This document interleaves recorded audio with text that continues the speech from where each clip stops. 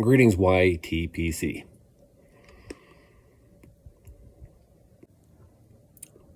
In case you have not noticed, there is a bit of a change. My holiday whiskers are no longer here. Currently sipping Persian Slipper. This is from Watch City, and it was actually recommended by a viewer, so Pajamaphobia, so far pretty good.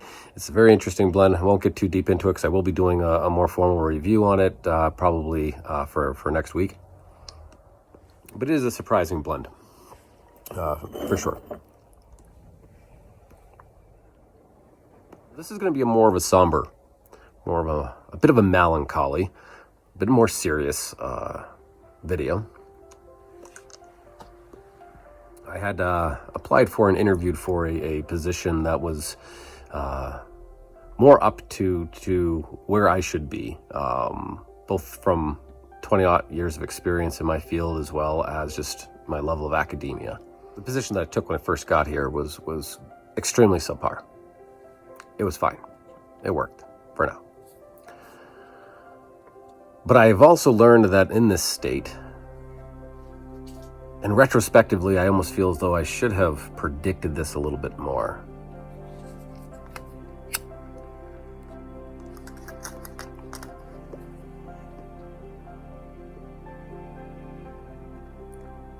Where the state has the unique component of having been established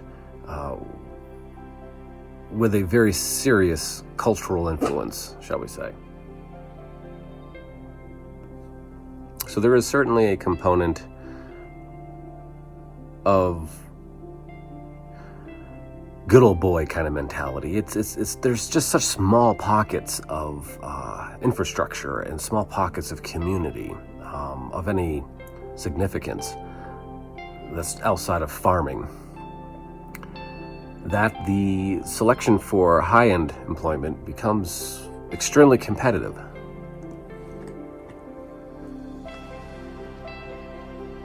That's fine. It's not like I'm not a fan of capitalism. Make the right sacrifices. Work hard. Make yourself more profitable and more sought after, and that's how this nation continues to grow and we grow as people. That's fine. No animosity with that.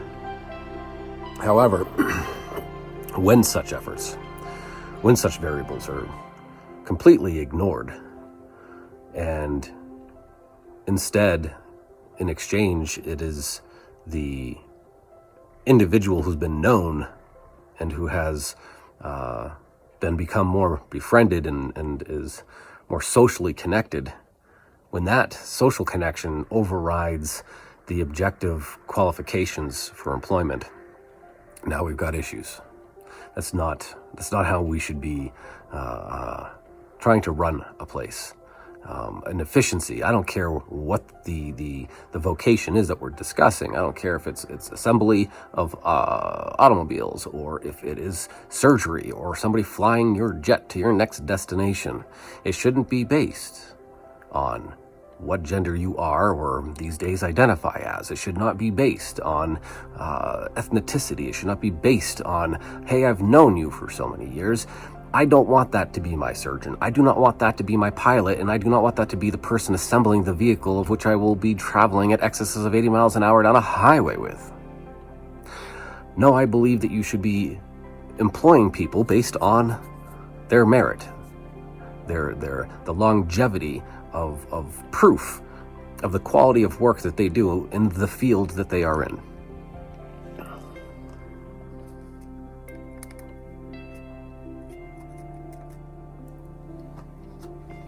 Over 20 years, extensive in the field. Everything from corrections to law enforcement to major crimes to acute psychiatric to crisis clinician working with suicidal and homicidal adolescents. I've got a degree in forensic psychology. I've got a degree in child and adolescent developmental psychology. I'm working on my PhD in the same. The cut of it was just that I was overstepped by people who have lived here in this community long enough, that they've known these people long enough, they've gone to high school with these people, because it is just that small. And that's tough. That's a tough hit, personally. And it's a tough hit because in life, when there's a sense of overwhelm that will occur when things are not in order. So when I hit these obstacles, such as this, it is difficult. It is difficult because, without that purpose, we don't do so well.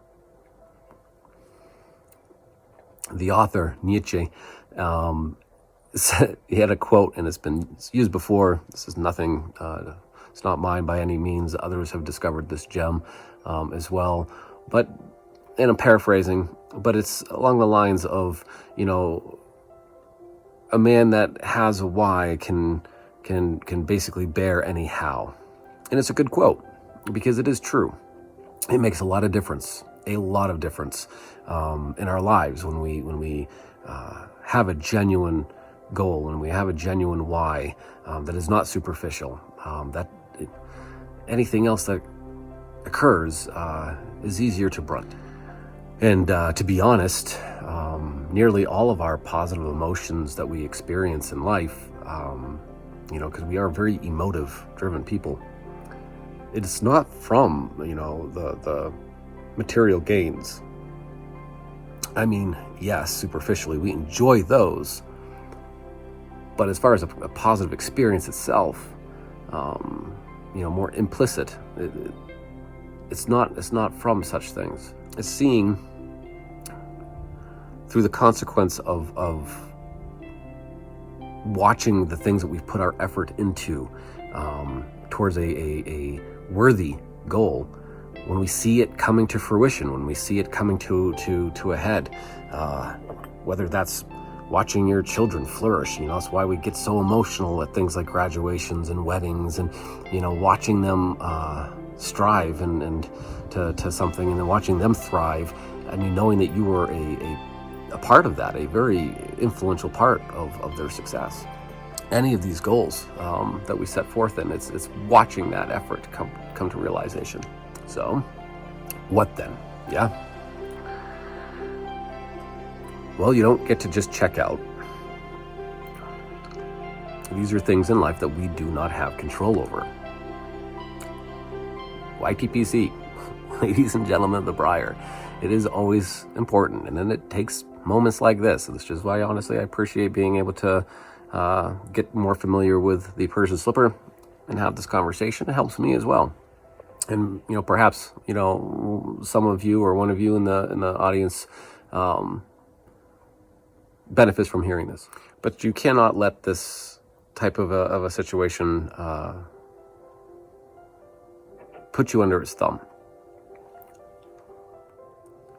You must remember that it is our story. We don't get to omit ourselves from it. We're the main character. You don't get to excuse yourself from that. Not truly. And that's okay. I mean, it's by no means, yes, it's bittersweet and it's trying. It's one thing to be defeated when you haven't swung a punch. If you get into the ring and the bell rings and you stand there with your gloves at your side and get knocked out, yeah, that sucks. But it sucks even more if you actually gave it a valid go and you still get knocked out, right? That hurts more. Oh well, you don't check out. You get back up, get off the canvas, give it a go, give it the effort that is needed. So it's important. Create another chapter and make it a triumphant one in this book of you.